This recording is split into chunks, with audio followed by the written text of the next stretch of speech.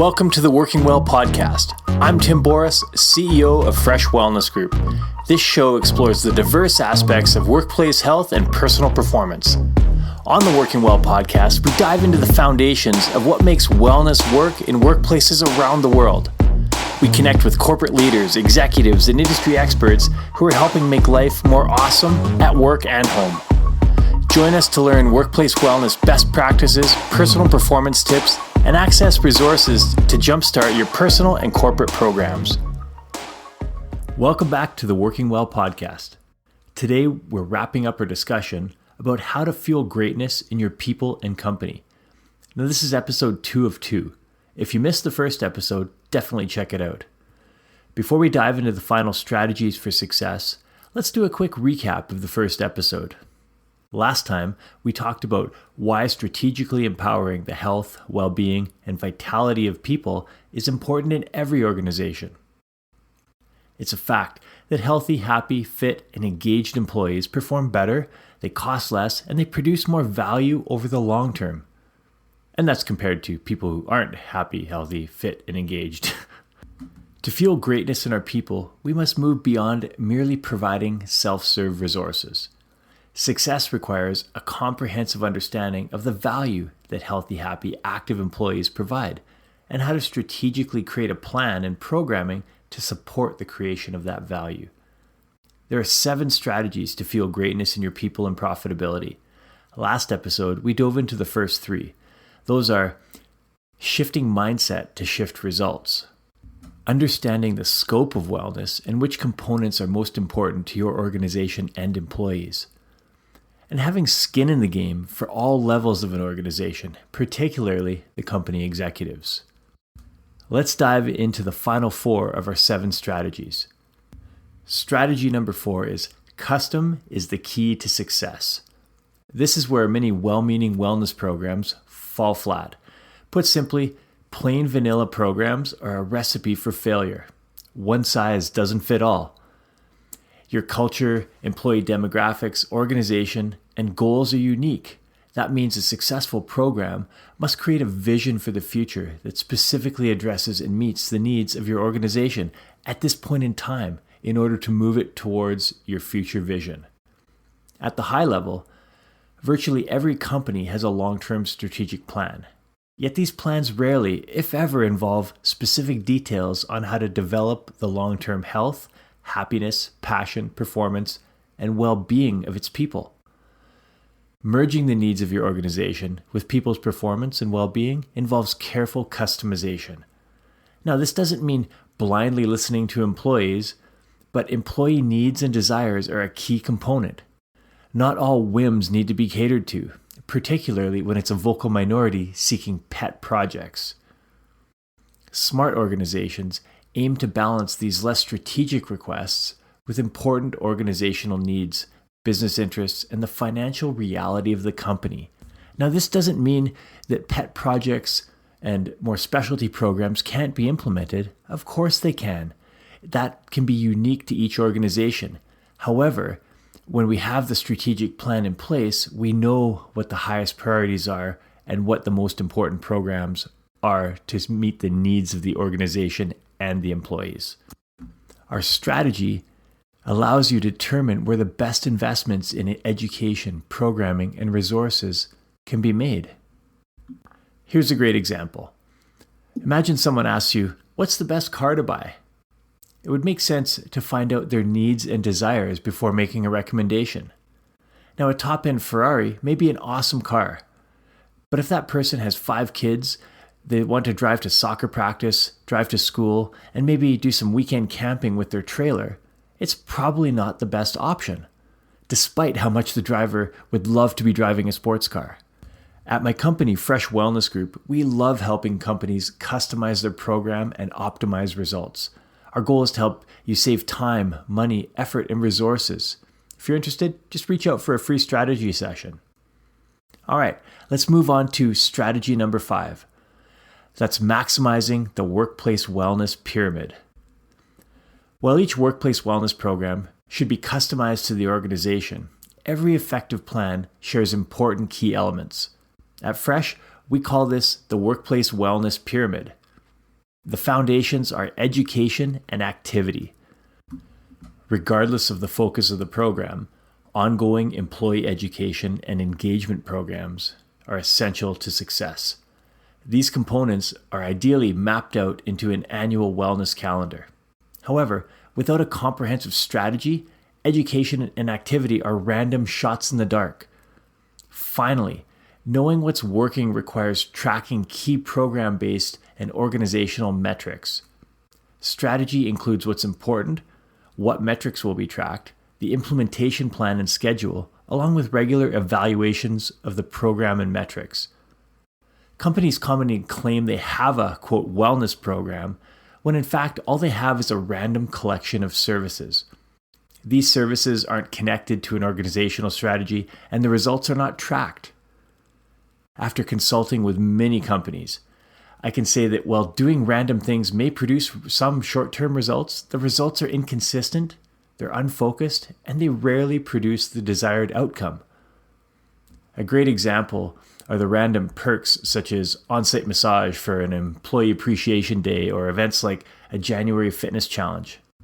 Programs like these can be viable parts of a strategic plan, but done on their own, they often lead to confusion and further disengagement since people are unclear of the motives behind them. For example, I've heard employees say, well, are they trying to butter us up for a bad announcement by running this program? Or maybe they're tracking what we do so they can fire people who aren't active or sticking with the plan. So I encourage you to think about, do your wellness programs speak to each component of the workplace wellness pyramid? And that's activity, education, strategy, and metrics. On that note, I encourage you, reach out. Let me know what's working in your company and what's not. I'd love to hear what companies are doing and love to help people implement new strategies. And that takes us to strategy number 6, embrace the journey. Whether for people or companies, creating lasting change is not an overnight process. It takes time to learn, grow, transform mindsets, implement plans, and make adjustments to keep improving. The larger the organization and the more established the habits, the more momentum and inertia must be overcome to create meaningful change. The great news is, this change sets the stage for incredible long-term results. A wellness program is a living, breathing, and evolving plan that will never be perfect. The key is to embrace the journey and understand that continual evaluation and strategic updates will happen based on your ongoing learnings and insights. Getting started can seem daunting, but we found that when people and organizations approach workplace wellness with a positive, proactive mindset from the beginning, their investment of time, energy, and resources pays off in spades. In fact, properly implemented workplace wellness programs are consistently shown to produce an ROI of $3 to $8 for every single dollar invested. If you can find me a CFO that would turn down this type of investment, I'll be shocked. And the important thing is to realize that it can take 2 to 3 years of consistent work and investment to see substantial returns. This is exactly why so many programs fail. They lack vision, strategy, accountability, and consistency over time. This is made tougher by the fact that so few companies have true executive support, buy-in, and accountability to make these programs happen. This brings us to strategy number 7, invest in speed. Now, each of the previous strategies are essential to creating a high-performing wellness program and a healthy workplace culture. This last step helps you bypass many of the challenges, struggles, frustrations, and delays that come with creating and launching an amazing wellness program.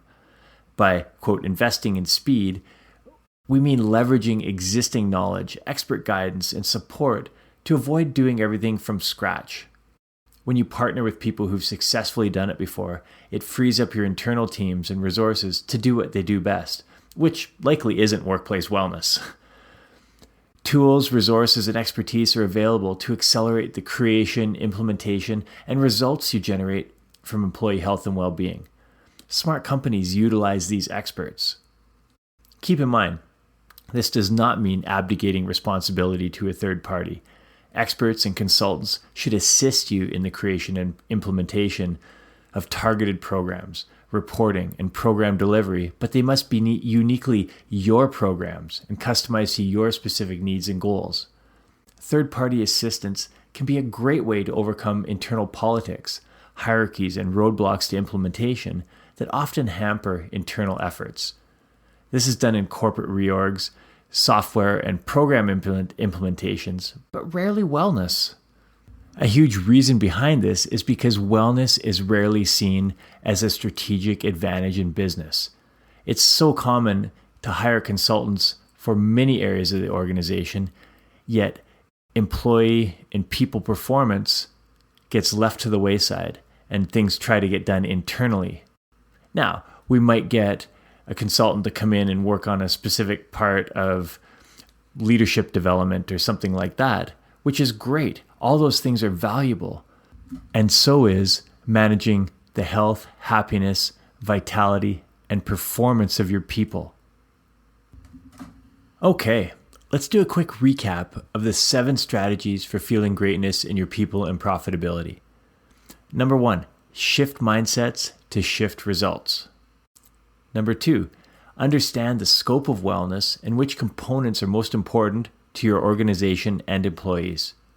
Number 3, have skin in the game at all levels of the organization, particularly the company executives. Number 4, customize for the needs of your organization.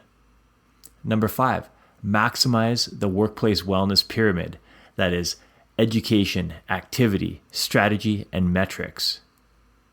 Number 6, embrace the journey. Number 7, buy speed.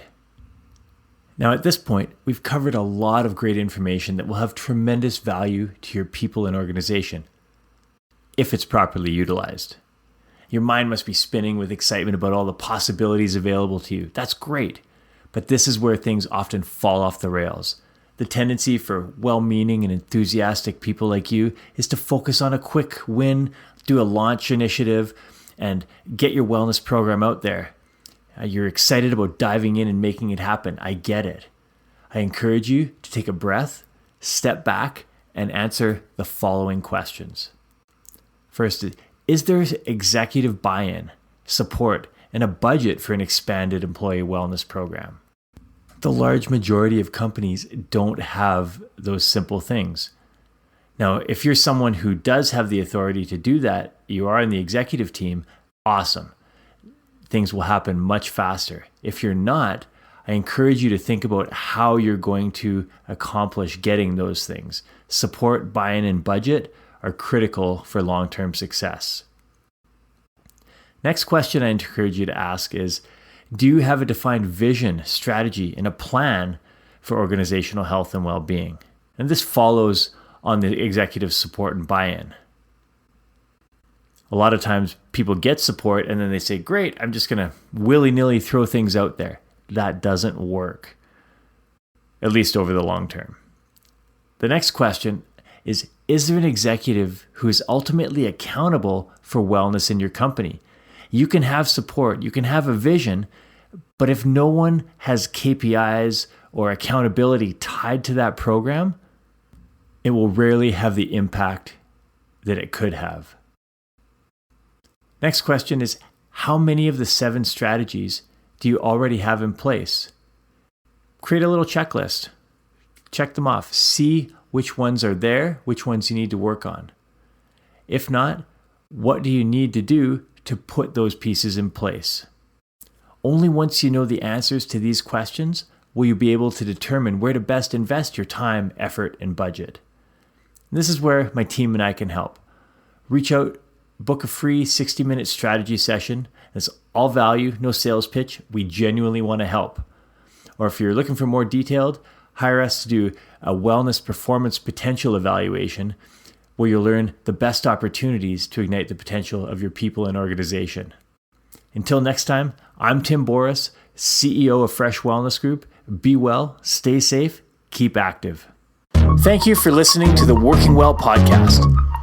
If you enjoyed the show, don't forget to rate and review us wherever you get your podcasts. We'd love to hear your experiences and how you've applied tips from the show to your daily life, so please keep us posted on your progress.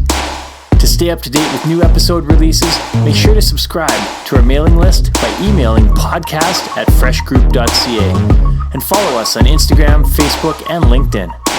Thank you, everyone, for tuning in. And once again, I'm Tim Boris with Fresh Wellness Group. We'll see you on the next episode.